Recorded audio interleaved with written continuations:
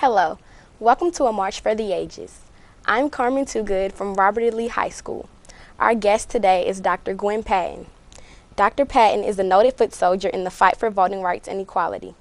Dr. Patton is a true history keeper, having served as a civil rights archivist at Trenton State Technical College. Thank you for taking the time to talk with me today, Dr. Patton. Thank you for inviting me. I know your family believed in education and public service. Tell me how that impacted your life and your decision to join the civil rights movement. Well, well, when I was on punishment as a little girl, talking back or whatever, my only privileges were to go to the library and to read the encyclopedia, World Book. And I stayed on punishment sometimes, quite often. And so I just really had a desire to learn. And every morning at breakfast, with my brother and my mother and father, we read the Detroit Free Press, which was the morning paper for my little town. I grew up in a place called Inkster, Michigan. Okay. And every evening at dinner time, again, we sat around the table and we read the Detroit Times and discussed world events and all. So I grew up in a family that was extremely conscious. My parents both were from Montgomery. My grandparents and my aunts and my uncles and my cousins were all involved in the movement. And every summer I came to Montgomery to spend with the relatives because we're very family oriented. That's like my backbone. Okay. And one time I was about 8 years old, and my brother and I had one first cousin on my mother's side, and we would take a Sunday ride in front of my grandmother's home. The bus would stop and ride to the end of the line down on Fredericks Dickerson, I think they've changed the name back, Federal Drive, back to my grandmother's home. And being the eldest and being the girl, I decided one time to stop at the square downtown, the Fountain. And because my brothers, I call my first cousin brother, wanted some ice cream cone. So we did. And I went into a place called Liggett's Drugstore, which is now One Court Square, and ordered some ice cream, 3 ice cream cones. And I wanted a cup of water. I'm a great water drinker. Y'all drink plenty of water. Keeps your skin pretty. And I paid 3 cents for that cup of water. And I sat on the stool, on the fountain stool. And the soda jerk, and that's not a pun, called me a pickaninny. I did not know what that meant, but I knew it was an insult. And so I took my cup of water and poured it on the counter. Did not get the ice cream cones, and told my brothers, let's go. And we stamped our little feet out of there. And when we got back in front of Mommy's home, my grandmother's, I told her what happened. And she hugged me, and she said, you're the most beautiful child in the world. When the Lord made you, he threw away the pattern. And I'm certain a whole lot of folks are glad that I was not a clone. But since a child, with my family down here, every summer I would come, my mother would pack my brother and I in a Foot Locker, and we'd spend the entire summer here, all sides of the family, all communities. And I would work with the movement people, who was Coach Rufus Lewis, who was teaching and coaching at Alabama State. And we had a citizenship school in my paternal grandparents' home, and my maternal grandparents were block captains, and they, surveyed their block. They were like sociologists to find out who had registered to vote, who had attempted, and how many times had they attempted and failed, because of the ridiculousness of the test and the meanness of the registrar. And then I would teach in the citizenship schools at my paternal grandparents' home. So I taught the literacy test. So I didn't play school. I did school. and read the Constitution, the Alabama Constitution, and all of that. So I grew up being a movement child. I come out of a movement family. And so it was not like a decision, Yeah. it was a given. Okay. Do you think that there will be a day when people don't see color, that they just see people? I don't think there's a problem with seeing color as long as you put it in context of culture. And that if people would appreciate each other's culture, I don't think people should have to give up a culture in order to be an American. It's precisely the Italian culture, the Irish culture, the African culture, the Chinese culture, the Japanese culture. The food is wonderful. And I don't want us all to blend into one kind of, potatoes and meat. I've ordered what today? Some tempura.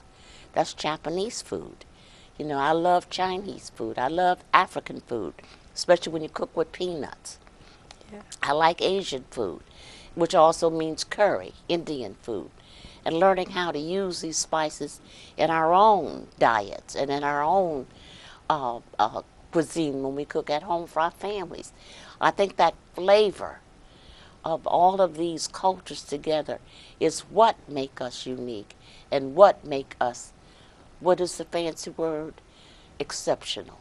And I think if we try to blend them all into one meat and potatoes, like a shepherd pie, rhubarb pie. I was at the Irish pub down the street from here and had some Irish food. The chicken was incredible, so, no, I think, and we can see color, the various hues of people, and to be able to make the distinction so you can tell a Japanese from a Chinese and a Chinese from a Filipino. I think all of that is beautiful. It brings it and shows the harmony. And that is what makes us exceptional. Okay. When you were younger, did you think that Montgomery would be as diverse as it is today? Yes, I've always liked Montgomery, even during the horrible days of Jim Crow. The black community held on to its culture, and going to Bricklayers Hall as a child, we didn't have a library, so that was where we had our library. In fact, I was 16 when we got our first library on Rosa Parks Avenue, and I volunteered. My relatives would say, "Gwen, you got to volunteer to help." And Mrs. Bertha, I can't call her name now, all of the souls are gone, taught me how to,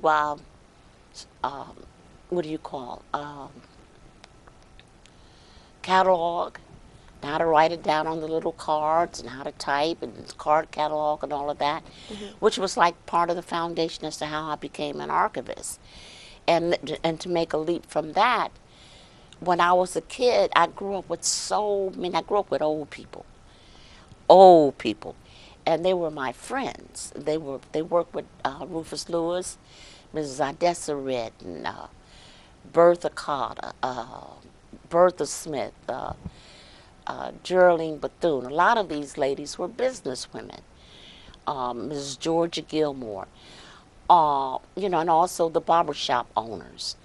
My granddaddy was a contractor. He was a businessman. We built the Benmore Hotel that sits up on High in Jackson. And so I grew up with these people who were ambitious, who had hope, instilled that hope in me, nurtured me, helped me to become a more honed freedom fighter, if you will, and to talk about strategy. What do you see as the future of the civil rights movement? And let me get back to Montgomery. Okay. At that time, as a child, because I saw all of that, the black community, and coming together, it was such a wonderful community. I was part of a child organizer for the Montgomery bus boycott. I had interaction with the bank. My granddaddy going to get, loans for his construction business, and saw the horror of the the disrespect, the indignities. And I just knew that nobody could be that low down for life, Yeah. you know, a youngster to maintain that. And I had faith and hope in the young people. And they're proven, young white kids and young black kids have proven that they're going to live out and continue the legacy. Now today, I see far more interaction. We still do have racism.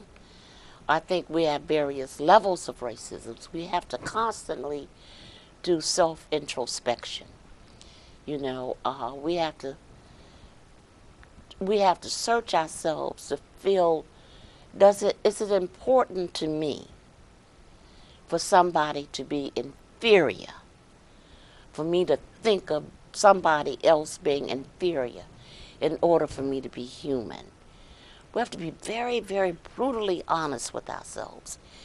And if that is the case, then you need to start working on that. And it doesn't only just between races, but between men and women. You know, does this woman have to be inferior in every aspect in order for me to feel like a man? And vice versa for the woman. You know, do I have to submit? Do I have to withdraw? Do I have to hide under a bushel in order for this man to like me? Am I defined by a man? You define yourself, and you set a set of values. And I teach this, by the way. It's a fancy word. It's called the epistemological question. You set a set of values for yourself and have your own personal self-esteem and self-respect. And then when you go out in the world, you can go out in the world as a peer. And part of that is not arrogance, because you don't know everything. You know, you have to be ingrained with every moment is a teaching moment. And age, there are things that you can teach me. I don't know anything about the handy phone, as you all call it, the smartphone. And if you have that attitude, that first of all, your own self-respect, you don't know everything because you don't want to know everything, because you want to constantly learn. And as you learn, you grow. And then you examine yourself. Am I being arrogant? Do I have this need? Do I feel fulfilled with myself? Or do I have to have a need to step on somebody, or to slight somebody, or to insult somebody, or to cut a line in the cafeteria, in the school cafeteria? Do I have to be a bully in order for me to feel like I am big? No, you do not. And when you find that you have that need, then you really need to struggle with yourself. Okay, what is one thing you would like the youth of America to know about the day of the march? Well, I want them to read. Like I said, I'm an archivist, and by the way, I have all of these fabulous papers of all of these old souls who have now gone on that helped nurture and raise me. We have their collections. You know, buttons and posters and handmade posters. I want young people to learn. Number one, I've talked about, I want you to love yourself and to love generally. Number two, I want you to learn, read, study, be inquisitive. When I was a kid your age, we called ourselves scholar activists. The movement, equality, dignity, advancement cannot come about ignorance. It just can't. You got to be smart in order to continue. I want them to learn to read and to study. Learn another language. I tried to speak a little Spanish. Learn another language. That was a mistake. Again, that melting pot. You know, it's a mistake. We got Chinese people, Japanese people, people who speak Spanish, South American, Puerto Rican, and then they forced Italian, and they forced the people to speak English, and they lost their native tongue. Okay? We should do that simultaneously. So maintain Filipino, because then you can become an ambassador for this country.